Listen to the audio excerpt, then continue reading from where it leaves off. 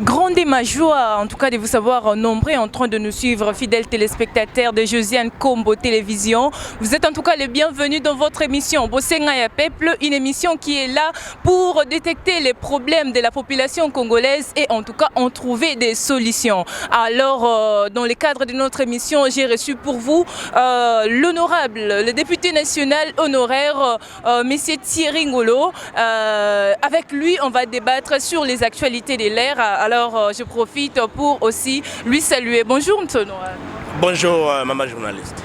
Alors, monsieur l'honorable, comment va les partis?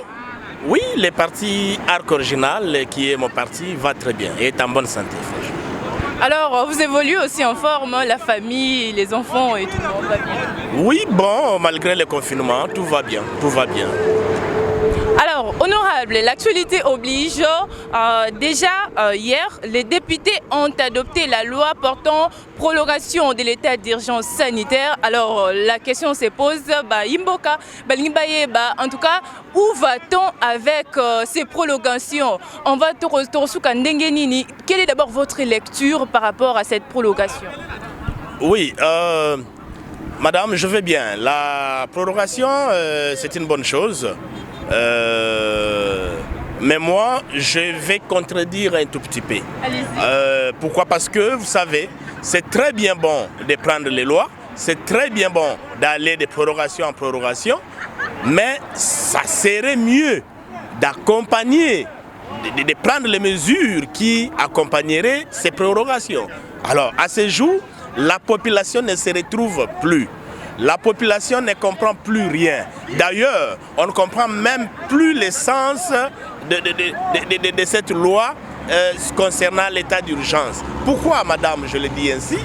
Parce que sous d'autres cieux, là où les gens prennent les lois au profit de la population, on devrait tenir compte des conditions dans lesquelles vivent cette population-là. On devrait tenir compte de toutes les mesures qui accompagneraient la population. Je cite, nous disons, d'accord, nous prorogeons l'état d'urgence, qui implique le confinement, de la Gombe notamment.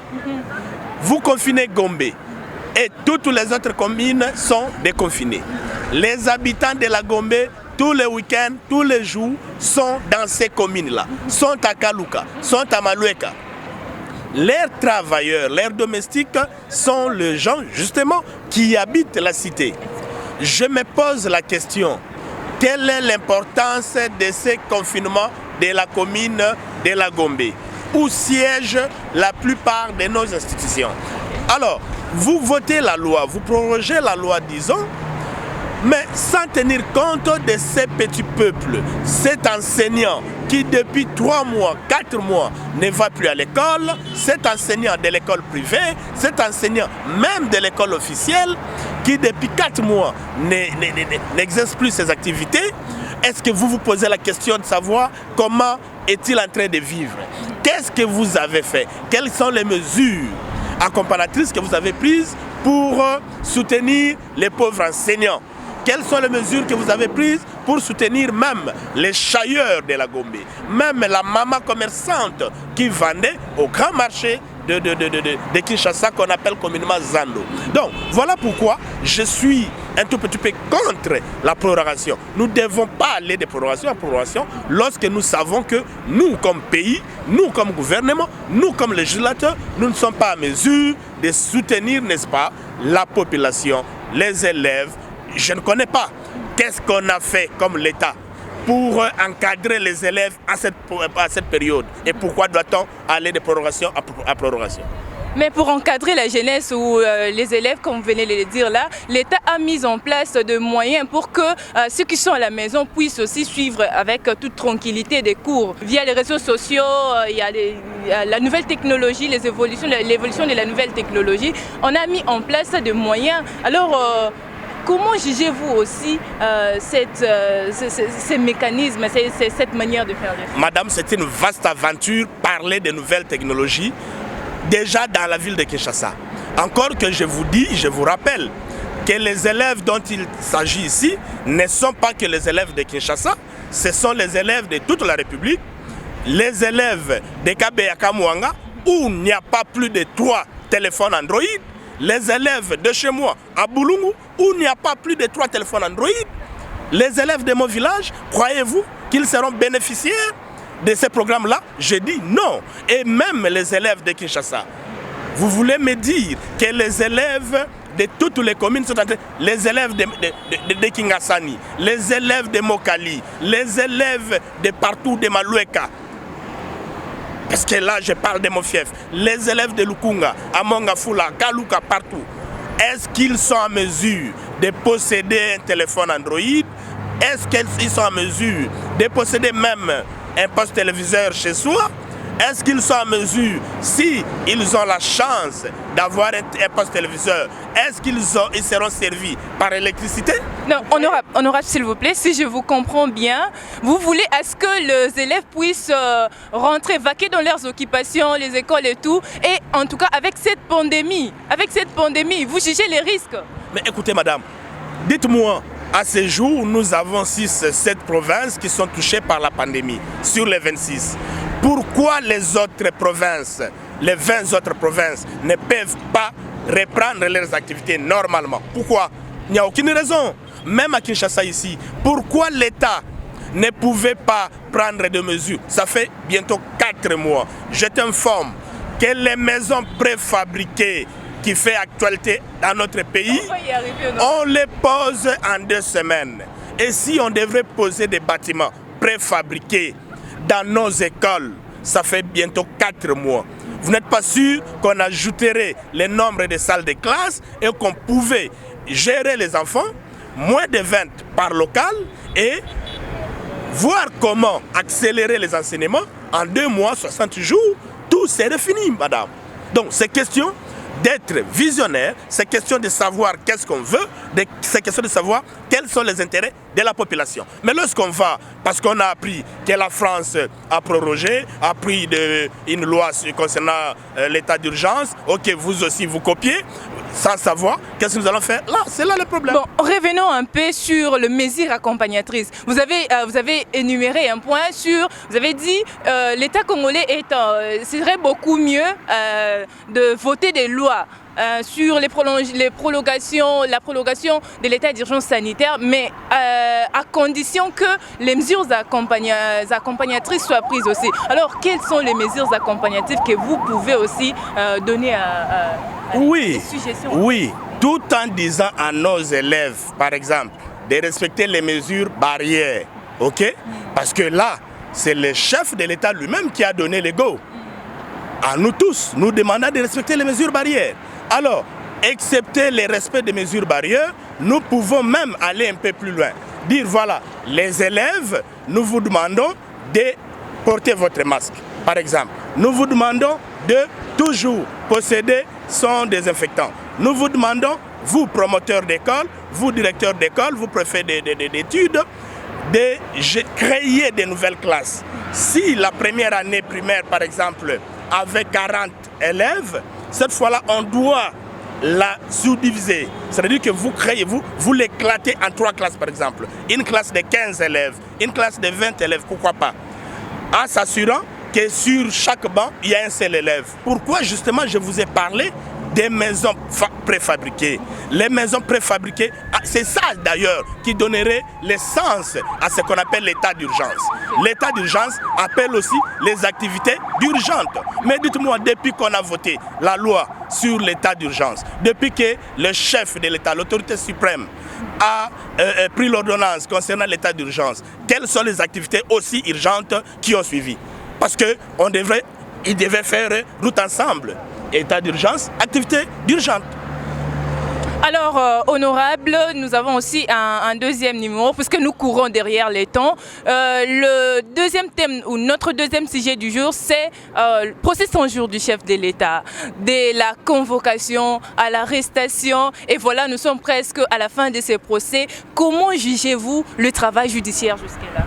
Oui, madame, je dois dire que les chefs de l'État méritent mieux. Les chefs de l'État méritent un coup de chapeau. Et la population congolaise, en général, la population quinoise doit les soutenir. Parce qu'il faut l'avouer Moi-même, je suis du FCC, il faut l'avouer qu'il y a un temps, on n'a pas connu ceci, ce qui se passe actuellement dans notre justice. Il y a un bon moment, on n'a pas vu des hauts cadres, des politiciens, de députés, moi-même je l'étais, voir un député se présenter, ne serait-ce que comme renseignant dans un tribunal, c'était tout un problème, c'était presque un tabou. Voir le directeur du cabinet du chef de l'État, n'est-ce pas, être interpellé. Oui, c'est vrai, il est bénéficiaire de la présomption d'innocence. Mais déjà, ce geste-là, de l'interpeller, ça dit trop. Ça doit, n'est-ce pas, décourager tous les fausseurs, tous les politiciens aventuriers, tous celui qui pensait qu'il venait à la politique pour voler l'argent du peuple congolais. C'est un signal fort pour décourager tous les voleurs, tous les détourneurs des fonds publics. Voilà. Est-ce que vous ne pensez pas que c'est un jeu politique, ils sont des magouilles, on veut faire là, donc, simplement pour nous faire croire qu'il y a état de droit en République démocratique du Congo? Non, non, évidemment. Je dois dire que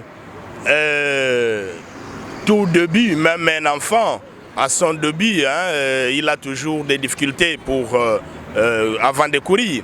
En fait, il faut accepter ce début-là. Et il faut même accepter que la population puisse se réserver les droits de douter. Pourquoi? Parce que déjà, il vient de très loin, comme je venais de le dire tantôt.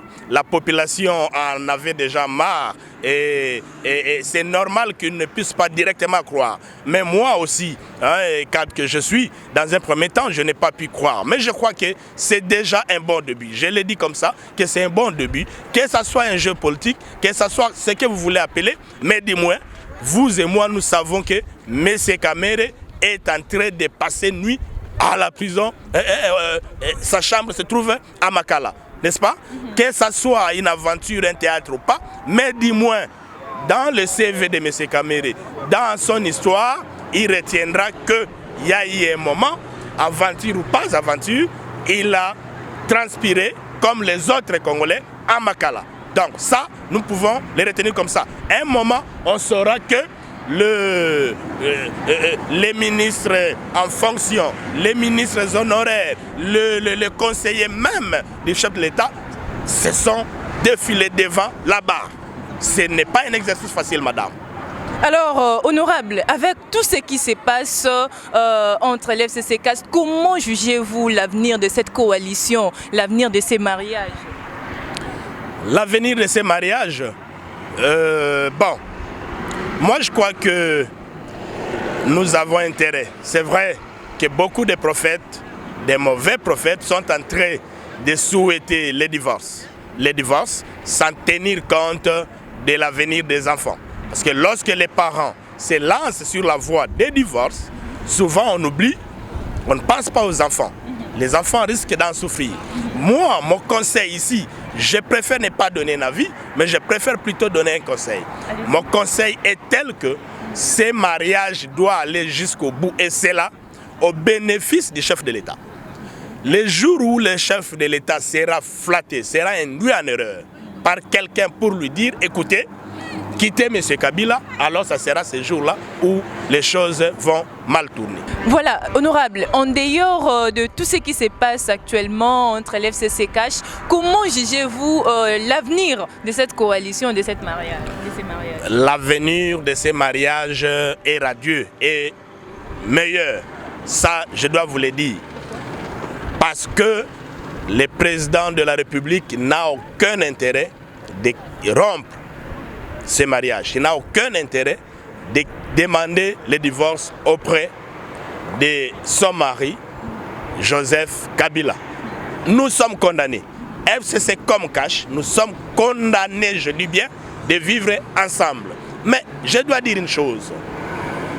Il ne faut pas penser que parce que nous sommes dans un mariage, dans une coalition, qu'on laissera passer certaines bêtises, qu'on laissera passer ce qui nuit à la population. Et c'est là même l'essence de l'état de droit. Vous vous mariez. Tshisekedi nous rejoint avec les slogans le peuple d'abord, vous vous mariez. Tshisekedi, c'est un partenaire qui vient nous apprendre un nouveau slogan disant « État de droit, le peuple d'abord ». Mais qu'est-ce que cela signifie, madame? Le peuple d'abord signifie lorsque une haute autorité, à l'instar de Jean-Marc Aboun, passe sur la voie publique, médias soit-il, fait des fausses déclarations à ce peuple d'abord, le chef de l'État nous instruit de l'éduquer, de les discipliner. Et c'est ce que le FCC a fait. Lorsque un haut cadre détourne les deniers publics, à l'instar de Vital Kamerhe, l'état de droit et le peuple d'abord nous oblige à ce que l'on saisisse la justice pour qu'il soit poursuivi.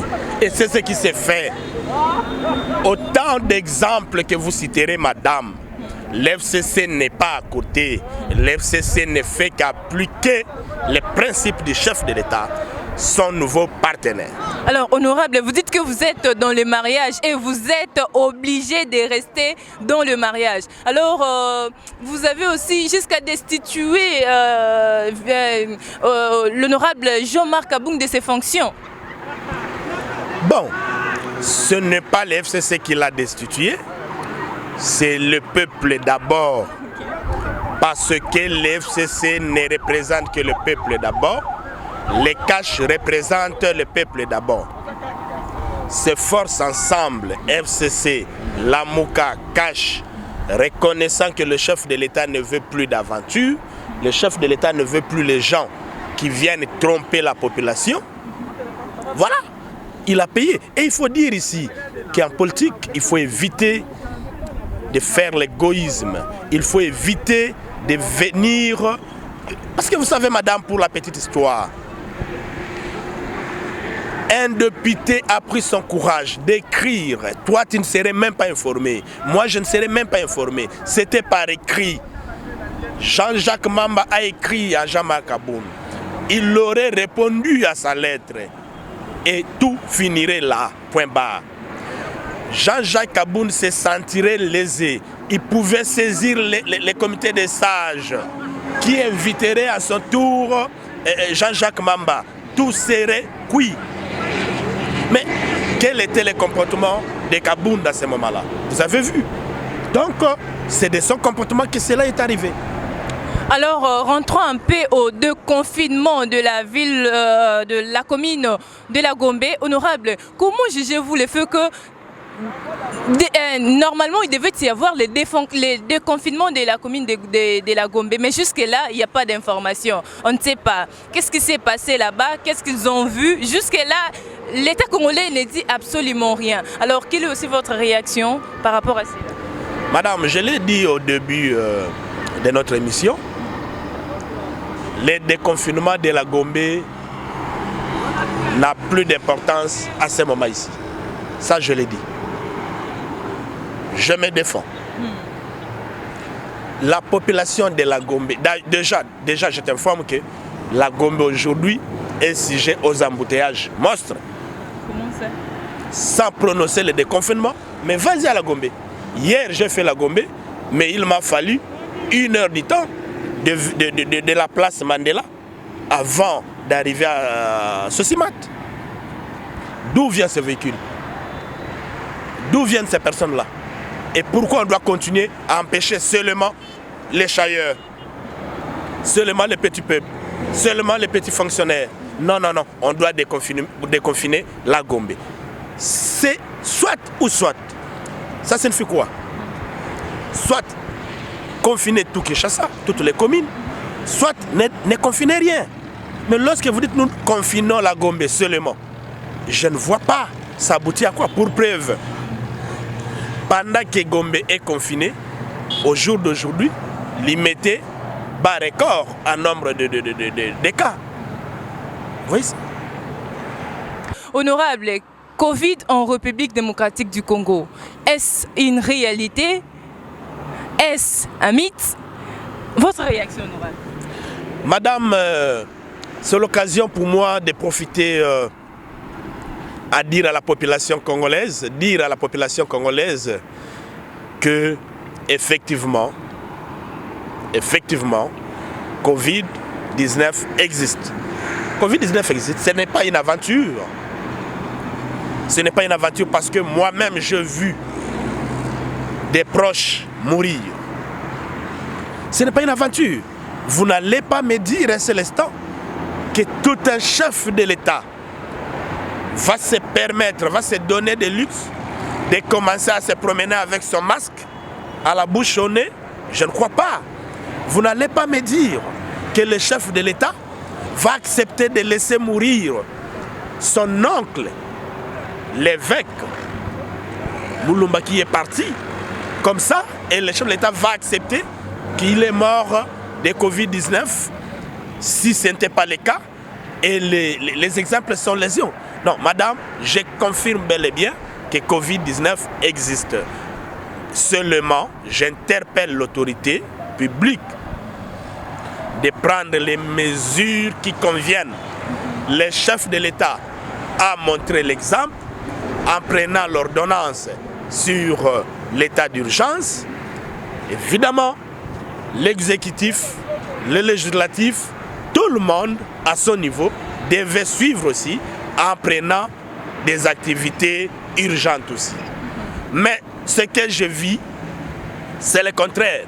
Le contraire, pourquoi? Je t'informe, madame, vous êtes journaliste, vérifiez. Les personnels soignants qui travaillent au front contre cette pandémie à Kinshasa ont touché pour la première fois depuis le 10 mars, ont été payés moyennant $75. Ça, je te dis, j'ai des preuves. Les personnels soignants de toutes les zones de santé. Allez, vas-y avec ton micro. Dans chaque zone de santé, il y a une cellule de riposte. Posez la question à chaque médecin chef de zone, à tous les agents qui y travaillent, aux hôpitaux. Allez à Cinquantenaire à côté, à Ngaliema, partout. Je t'informe que les personnels touchent $75 malgré tous les risques qu'ils traversent. $75 avec comme argument Bosimbananou et Zali la moitié. Nous sommes dans quel pays là, madame? Et nous avons un ministre de la Santé, médecin de son état, qui ne peut pas réaliser le danger, qui ne peut pas défendre ses personnels. Et c'est de cette façon-là, avec ces gens-là, que la pandémie prendra fin dans notre pays. Je ne crois pas. Voilà, nous sommes pendant la période de sensibilisation contre la maladie à coronavirus. Honorable Osamwana Mboka, à Lingala, adressez-vous à cette population, à ces téléspectateurs qui vous suivent pour votre message de sensibilisation en Lingala. Na Lingala, na lobby, na bakinwa nyonso, ba Congolais nyonso, ba oyo bakolanda biso, bipai na bipai, na ba province nyonso, surtout bakinois. Coronavirus ezali réalité. Bakosa biso te. Ba oyo bazokosa biso, na ba message à lokuta.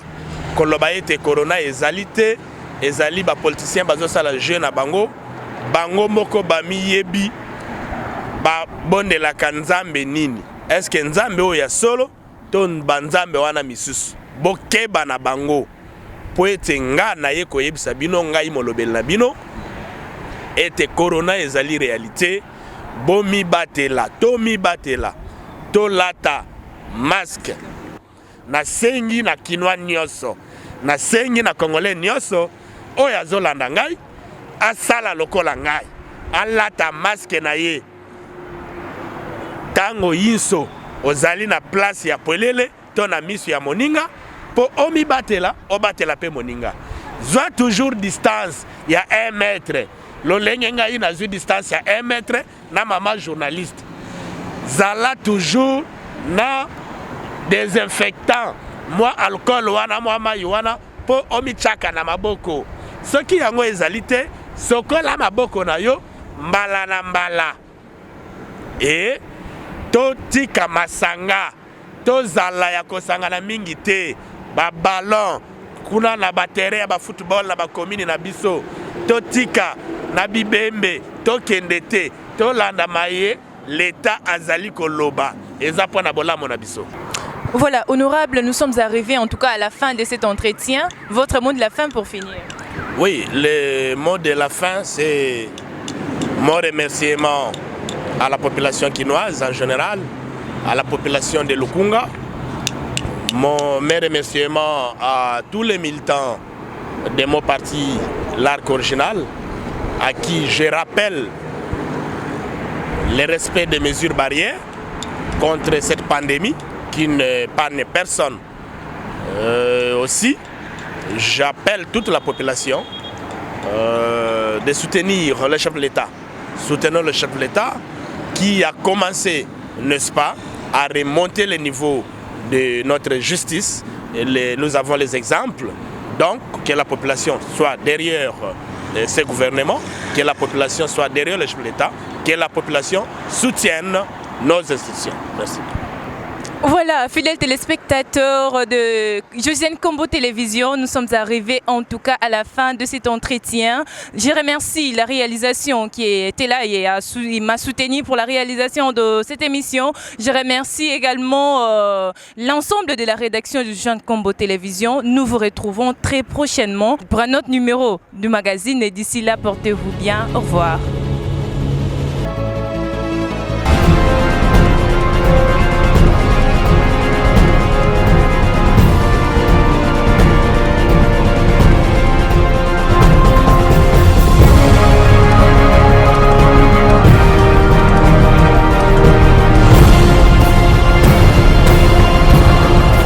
Kendeli bosonga si matin solo